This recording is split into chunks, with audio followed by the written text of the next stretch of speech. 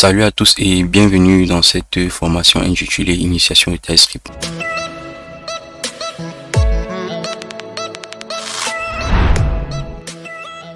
Dans cette vidéo, nous allons apprendre à utiliser les interfaces, les classes et les types génériques. Bon, à l'écran, vous voyez, j'ai déjà créé un ensemble de choses. Bon, par exemple, pour les interfaces, vous définissez une interface, cela se fait avec le mot-clé interface, le nom de l'interface et toutes les attributions liées à cette interface. Et ici, nous avons défini notre interface user qui est précédée du nom i, c'est-à-dire e-user, avec comme ses attributs first name, last name, age et full name. Full name ici étant une fonction qui prend en paramètre deux entités, c'est-à-dire le f qui a pour trait à first name, le l qui a pour trait à last name et qui retourne un string. Dans la définition d'une interface, elle n'est pas trop différente de celle d'un type comme nous l'avons vu précédemment. La seule différence est que pour le type, c'est le mot-clé type et avec cette égalité. Par contre, pour l'interface, c'est juste le mot-clé interface et on ouvre les accolades. Bon, ici, dans le type, vous voyez bien que c'est la même définition que dans les attributs. Nous avons les mêmes attributs que celui de l'interface là. Nous avons la même définition full name avec ces deux paramètres qui retournent le string.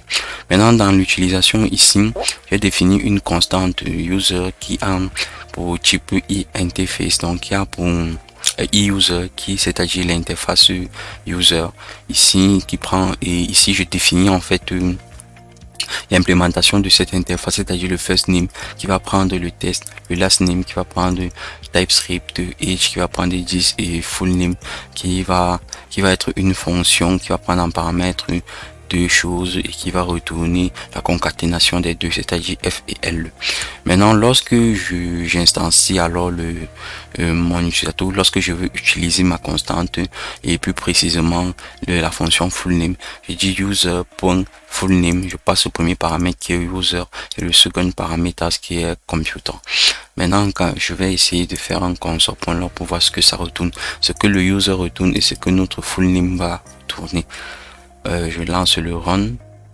Ok, le run a été effectué et ici nous pouvons constater que notre first name a été défini, notre last name a été défini, notre age a été défini. Par contre, comme ici notre user était un objet, la fonction full name qui est là n'a pas été définie à l'intérieur de cet objet. Maintenant, notre full name ici que nous avons appelé là, la voici, qui est user computer. Donc en fait, je crois qu'en gros vous avez compris comment est-ce que nous pouvons définir une interface et l'utilisation d'une interface.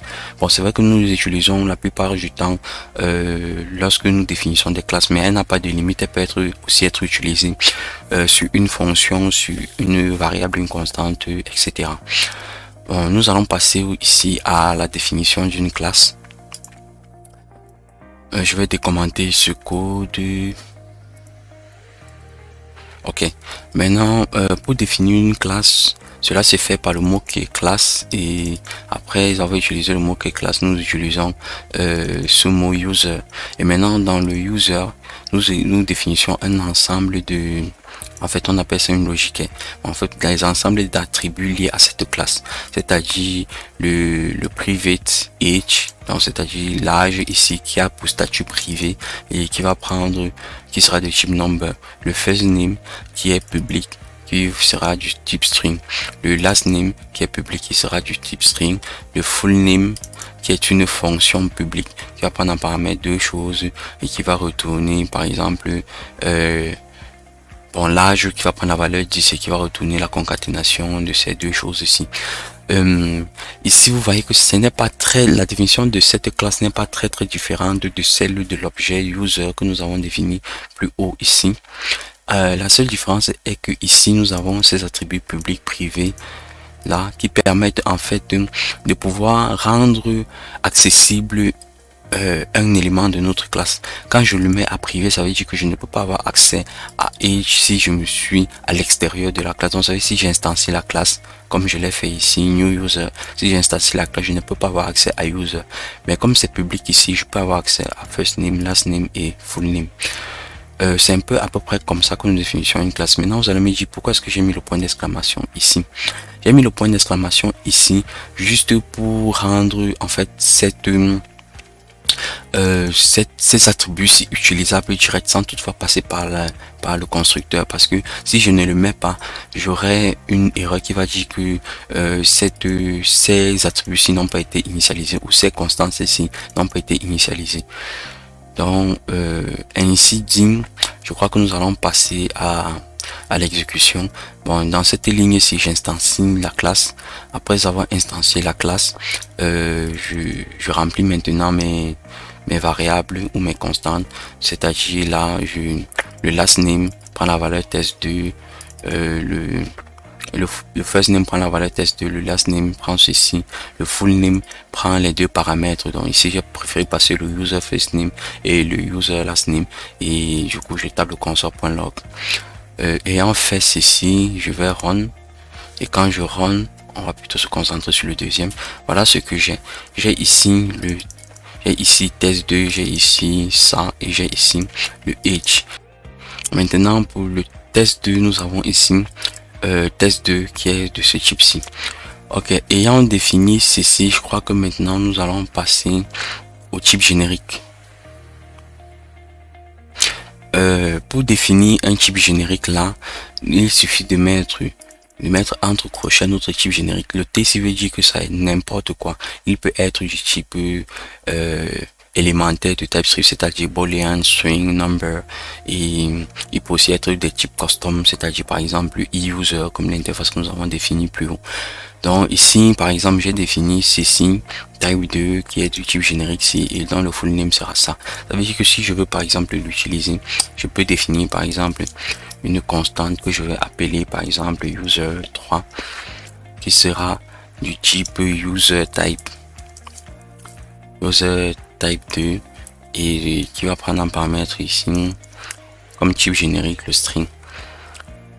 Alors, ça veut dire que notre user ici est de type notre user3 va prendre comme type générique string. Donc ça veut dire que quand je vais vouloir définir cela, je vais faire égal à maintenant je vais faire par exemple ici mon full name. Maintenant mon full name, et je peux directement définir par exemple que c'est égal à test3. Maintenant vous voyez bien que à ce niveau-ci, j'ai bien passé le type string et qui est correctement défini ici. Par exemple, si je mets 2 là, ça me donne une erreur et ça va me dire que ce n'est pas du type string. Ok, donc c'est à peu près comme ça qu'on utilise le type string. Bon, ici je vais par exemple dire que disons que je passe par exemple user, que vous voyez à peu près ce que ça va faire. Si je passe user ici, ça va être le first name, last name et tout. Ça veut dire que ici, qu'est-ce que je vais passer sur le first name? Je vais passer par exemple mon user que j'ai défini plus haut. Et quand je le passe, c'est correct parce que le user que j'ai défini pour à la propriété user. Donc par conséquent, j'aurai accès au full name. Si je lance mon console.log là, on aura console.log de user3. Ok, bon, c'est vrai qu'ici j'ai mis full name. Bon, on va changer ça. Je vais mettre user ici pour que ça nous dérange pas. Je vais mettre user là. Ok, maintenant quand je lance mon console.log, je vais essayer d'effacer tout ce qui précède. Non, je vais plutôt commenter les consoles pour que nous puissions voir correctement comment est-ce que ça s'exécute. Ok, je vais faire run.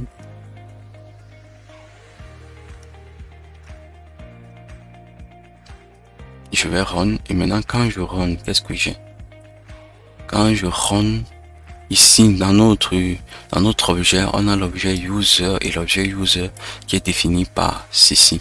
Donc voilà à peu près comment est-ce que nous pouvons utiliser les types génériques, c'est-à-dire on définit le type. Donc c'est vrai qu'ici le type, ça peut aussi être une interface, des interfaces de type générique. Je crois qu'il faudrait mieux que je fasse directement un cas. Je peux dire par exemple interface user